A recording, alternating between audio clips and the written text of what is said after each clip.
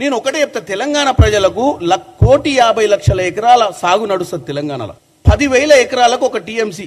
1,50,00,000 ఎకరాలకు మనకు కావాల్సిన నీళ్లు అప్రాక్సిమేట్లీ 1,500 నుంచి 1,600 టీఎంసీల నికర జలాలు తెలంగాణను బ్రహ్మాండంగా వ్యవసాయానికి పనికొస్తాయి.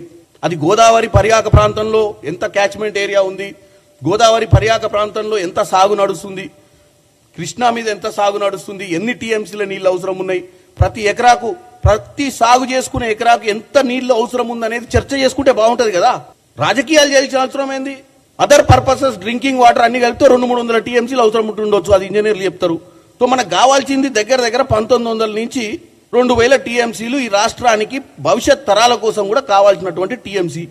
మరి అది కృష్ణా మీద తీసుకుంటామా, గోదావరి మీద తీసుకుంటామా అని ఒక కన్స్ట్రక్టివ్ చర్చ చేసి దీని మీద ఈ ప్రాజెక్ట్ ఎట్లా కట్టుకుందామన్న ఆలోచన ఉండాలి. కానీ 10 ఏళ్ల మీ పాలన దౌర్భాగ్య పాలన చేసి ఇలా పవర్ పాయింట్ ప్రజెంటేషన్ ద్వారా మనకి ఎన్ని ప్రాజెక్టులు ఉన్నాయి.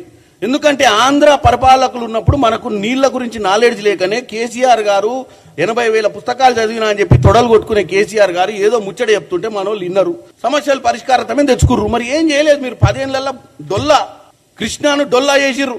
మళ్ళా రాజకీయ అవసరాల కోసం ఇవాళ కాంగ్రెస్ పార్టీ మీద బురదల్లే ప్రయత్నం చేస్తున్నారు.